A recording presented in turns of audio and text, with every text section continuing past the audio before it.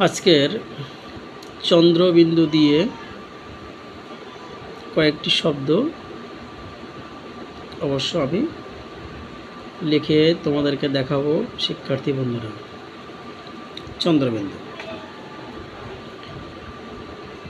আজকের তারিখটা আমরা জানার চেষ্টা করি। তারিখটা আমরা জানব। প্রথমে বাংলা তারিখ, আজকের ভাদ্র মাসের 20 তারিখ, 20 ভাদ্র। তারপর আমরা লিখব ইংরেজি মাসের তারিখ, আজকের 4 সেপ্টেম্বর।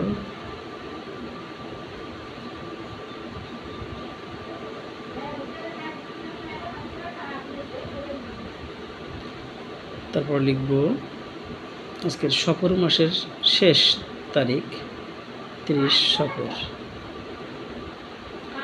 আমরা 3টা তারিখ যদি সব সময় আলোচনা করি তাহলে আমাদের জন্য কিন্তু খুব সুবিধা হয়। তারিখটা থাকলো আমাদের এখানে, ডেট লেখা আছে। অবশ্য আমরা প্রথমে বাংলা, ইংরেজি এবং আরবি। এবং আমাদের সব সময় আমাদের জানতে হবে, বাঙালি হয়ে বাংলাদেশে বাস করে আমাদের ইংরেজি তারিখ তো জানতে হবে। ইংরেজি তারিখ আন্তর্জাতিক পর্যায়ে আমাদের ব্যবহার হয়, কিন্তু বাংলা তারিখটা কিন্তু আমাদের ভুলে গেলে চলবে না। এবং কোনো কিছু চিঠি ইস্যু হলে সরকারি পর্যায়ে আমরা দেখি বাংলা তারিখ কিন্তু আগে থাকে, এটা কিন্তু ঠিক আছে। সেক্ষেত্রে আমরা কিন্তু কোহাম ইউজ করি, তাই না বন্ধুরা? সেক্ষেত্রে আমরা বাংলা তারিখটা সব সময় জানব। বাংলা 12 মাসের নাম, ইংরেজি 12 মাসের নাম এবং আরবি 12 মাসের নাম আমাদের সব সময় জানতে হবে। এবং আগামীকাল একটি কথা আমি শেয়ার করি। আগামীকাল কিন্তু মানে আরবি মাসের একটি পরিবর্তন আসছে, সেটা হচ্ছে 30 সফর। সফরের পরে হচ্ছে রবিউল আওয়াল, অর্থাৎ রবিউল আওয়াল মাসের 1 তারিখ আগামীকাল। যাই হোক, আমরা যেটা নিয়ে আলোচনা করব আজকের, আমরা চেয়েছি যে চন্দ্রবিন্দু দিয়ে কয়েকটি শব্দ এবং লেখা শিখব। কয়েকটি অক্ষরও পাবো আমরা, বেশ কয়েকটি অক্ষর আমরা চন্দ্রবিন্দুতে আমরা পাবো।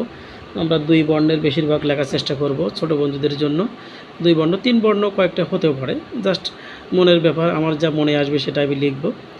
তো বন্ধুরা, খাতা আমরা নির্বাচন করলাম, পেন্সিল আমরা ধরলাম 3 ফিঙ্গার্স। আমরা বারবারই বলি 3 ফিঙ্গার্স ধরতে হয়। যেখানে এই যে কাটার অংশ, যে সাদা অংশটা মানে লক্ষ্য রাখছি, যেখানে কালার অংশ একটা লাইন চারপাশে রয়েছে, ঠিক এই বরাবর আমার পেন্সিলটা ধরতে হবে। আমি দেখিয়ে দিলাম 3 ফিঙ্গার্স, অর্থাৎ 3টে আঙুল দিয়ে পেন্সিলটা কিন্তু ধরতে হবে। এবার আমরা লেখা শুরু করব।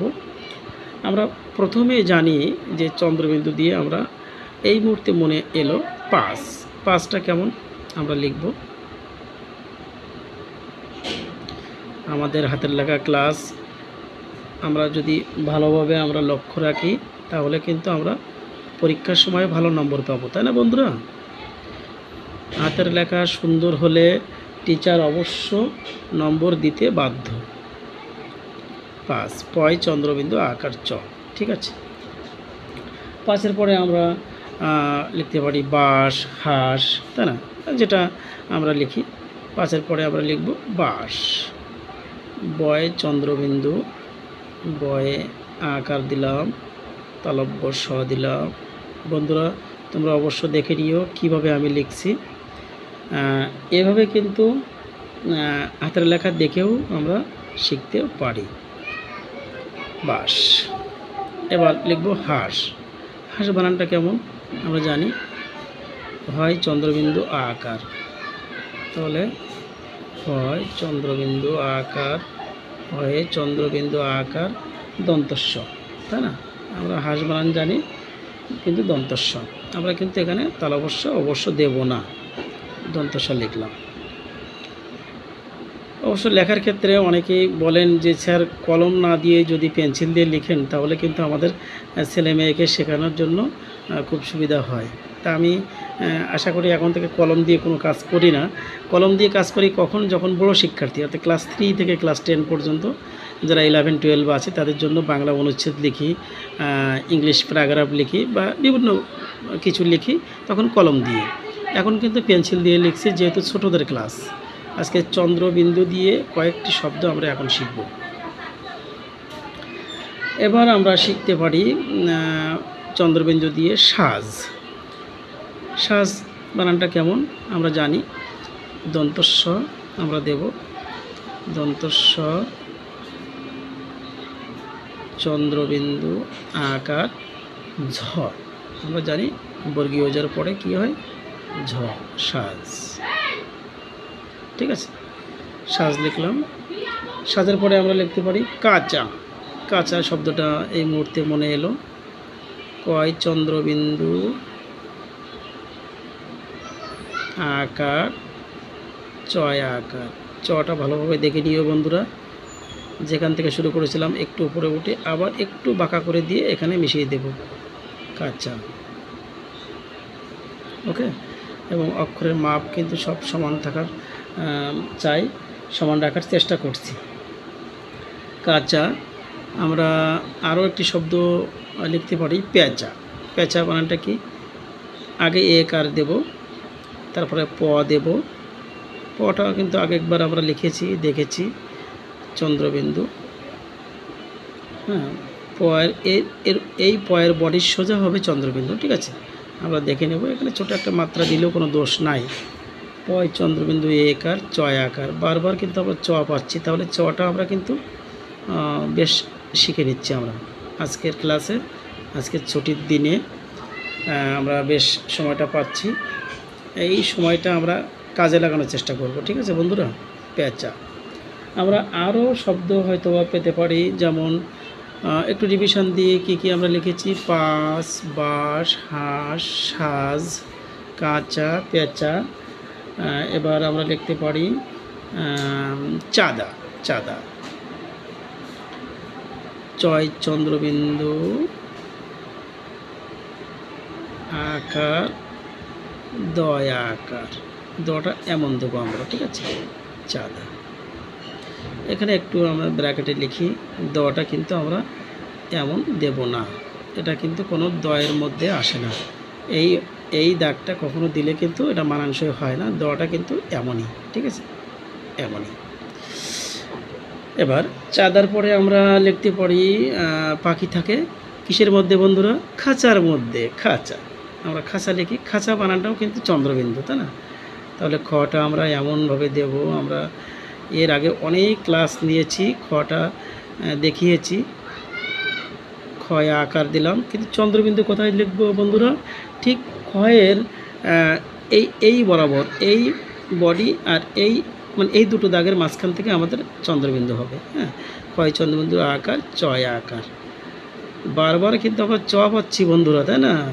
আজকে কিন্তু আমরা সবাই চ শিখে যাচ্ছি, চটা কেমন করে দিতে হয়, তাই না? খাঁচার পরে আমরা লিখতে পারি একটা ফলের নাম। বলো তো বন্ধুরা, কি হতে পারে চন্দ্রবিন্দু দিয়ে একটি ফলের নাম? চন্দ্রবিন্দু আছে যে ফলের নামের বানানে পেঁপে, তাই না? হয়তো আমার বলার পরে তোমরা মনে করেছো কি হতে পারে, পেঁপে। পেঁপে বানানটা আমরা আগে একার দেব, তাই না? একারটা এখানে ছোটো মাত্রা দিই, দোষ নাই। পটা দিলাম।